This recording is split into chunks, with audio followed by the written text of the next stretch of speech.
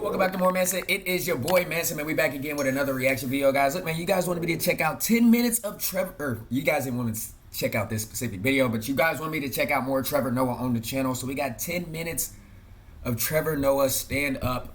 This is a Netflix one. This is a Netflix. I guess this is all his Netflix shows. 10 minutes. I don't know. Let's go ahead and check this out together, man. Y'all new here, smash yourself on like video. Let's get it. Pandemic made people crazy. I thought we were all gonna come together. That's what I believed. From all the movies I watched as a kid, I thought if humans were ever threatened with an existential threat, man, we would abandon every single fight we were having, and we would come to. If y'all see something on the thing, I put it there because I don't want the video to get copyrighted, blah blah blah, all that stuff. So just listen with me. Together to win. You know? I thought if that virus came, we'd all be there. We'd be like, all right, no more racism, no more sexism. Let's do this together. And we'd go and we'd defeat the enemy aliens, and then we'd come back and be like, all right, let's get back to the racism and sexism. Yeah. Facts, though. It's like an Independence Day. That's what happened, remember? Yup. Yeah, that's what I grew up watching. Everyone in the world came together to fight the aliens. We stopped all of our... There was no politics. There was no nothing. We unified and we won.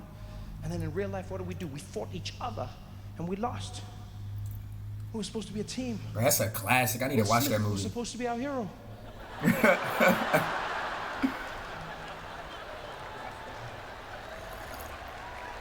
None of it went as planned.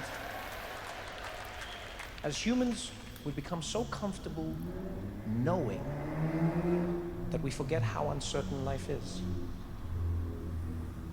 We get taught every single day that we know. We get comfortable knowing. So you think you'll always know. What's the traffic gonna be like? You know. What's the weather gonna be like? You know. Oh, it'll rain on Thursday. Understand what a magic trick that is? If you had that technology 500 years ago, you were like, oh, it'll rain on Thursday. People would be like, I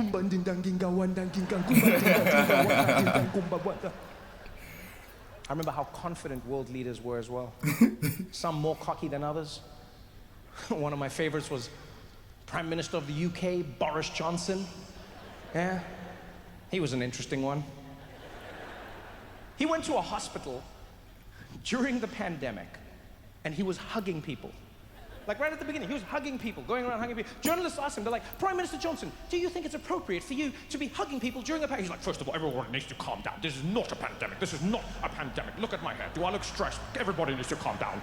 Nothing. Everything is fine. Well, I can touch people. We're not shutting down. Everything's staying open. The pubs are staying open. The football's staying open. Now, if you excuse me, I have to go. He's just gone. He didn't give a shit. Huh? America's president. Oh, he was even cockier. Trump. Yeah. You see him when he came out? Donald J. Trump? Yes, sir. Oh, he had all the swag. He was like, folks, we're gonna have it handled. In 21 days, the virus will be gone. Why does he have all his mannerisms now? Not even just that, his voice, but he got all the mannerisms and everything. 21 days. Some are even saying 20. That disease came and kicked Trump and Boris deep in the chest. Trump both men went to the ICU, they almost died.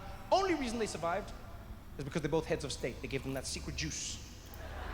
That secret juice got him right back. To his credit, he came out of that hospital like he had seen Jesus. He came from the hospital, held a press conference, shut everything down. He came there barely dressed. He was like, everybody, this is not a joke. I've seen it for myself. The UK shutting down. Please, the football's gone. The pubs are gone. Do not take this lightly. Hey, wait, no way. This is not fun. I can't talk to you. I have to go. Please, I can't talk. I have to. And he was just gone. He said he came out half dressed. I was half expecting coronavirus to come around the corner like...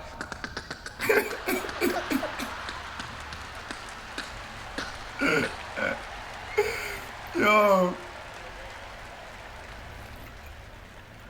Trump on the Hold on, what movie is that though? Is that Stranger Things that they sound like that? What is that? I think it's Stranger Things, right? That man will die from being stubborn. He came out of the hospital, could barely breathe, but still held a press conference. Didn't even speak. He was just like...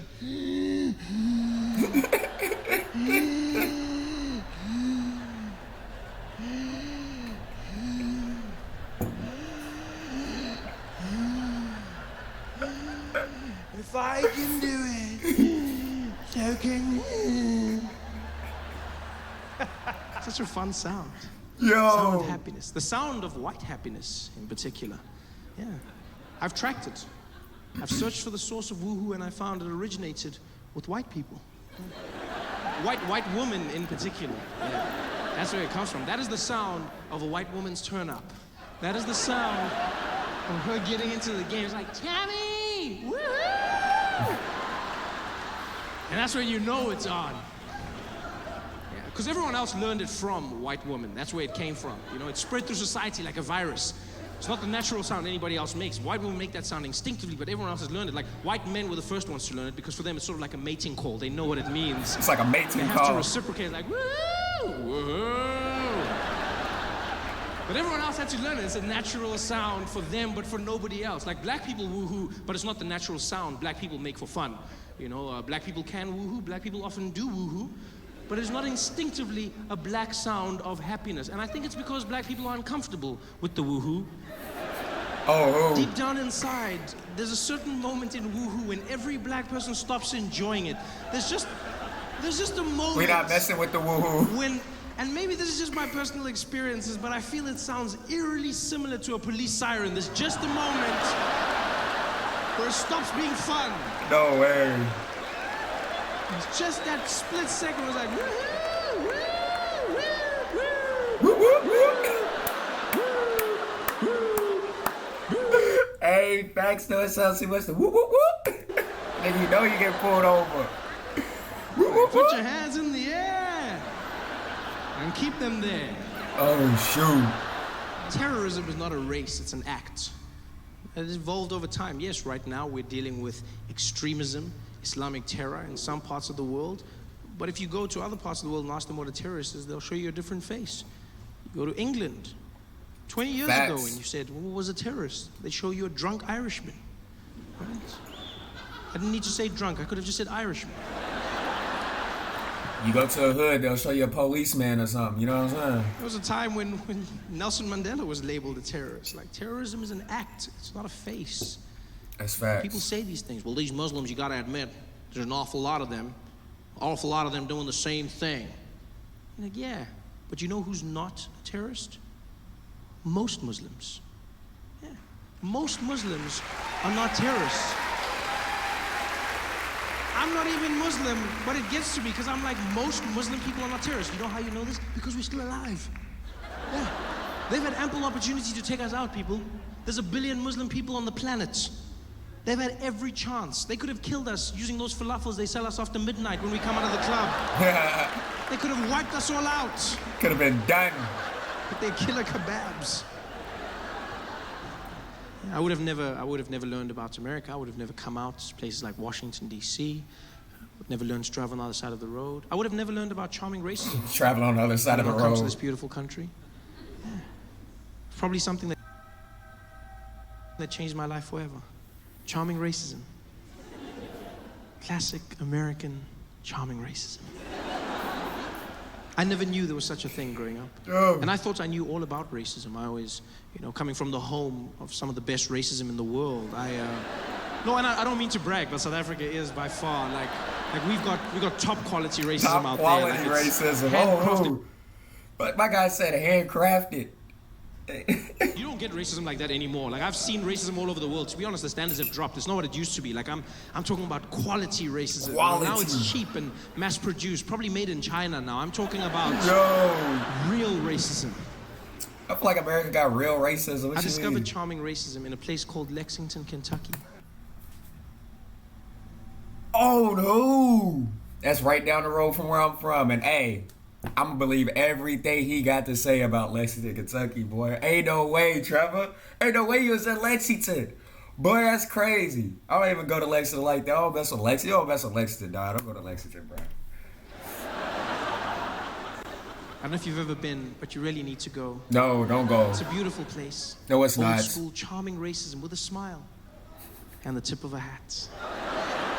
Everyone in Lexington had this vibe, the smile, the charm, the drawl. Oh, the southern drawl. I love it so much. I'm not looking forward to going back home now. I ain't gonna hold you. Everything that he's saying is just like, nah, out bro. there, the grammar's horrible, but it's still beautiful. No, because the sentences don't really make sense. They'd be like, y'all ain't never done gonna see none of them out. And it's like, that's not English. Your autocorrect is broken. I don't know. But that's how we talk, though. That's how we talk. But it's beautiful. You know, in fact, when they speak really fast, sometimes it sounds like someone's playing a banjo inside their mouths. That's what it sounds like to me. I asked two men for directions, and they started arguing. It was the most beautiful sound I've ever heard in my life. The guy was like, "Where you going, boy?" I said, I'm going to the... Oh, not like that. He directed me. He said, "Oh, you gonna get on the way on the road. Maybe they don't see long down that way." And the friend was like, "No, they ain't get along, ain't no Bob, man. They don't get no shame." No way, bro, no way. But they ain't gonna man on again, don't be. It was almost... Hey, it's so accurate. Bro, that's so It sounded accurate. like someone started a Mumford & Sons concert in their mouth. Because 1 minute they were talking, and then they got into it, and I was like, "Nail on, get on, why no?" Say like, "Bang on the game, don't be. Bang on, don't get on the game, on, bang on, why would you get on the mind, don't say? Bang it along me, how many along me, gonna lean on the gun, don't they? Gotta lean on, bang on, why back, get on the warning. Never gonna lay down, why gonna lean both fine, and then on again, no. It's like they was at an auction, like they was auctioning stuff.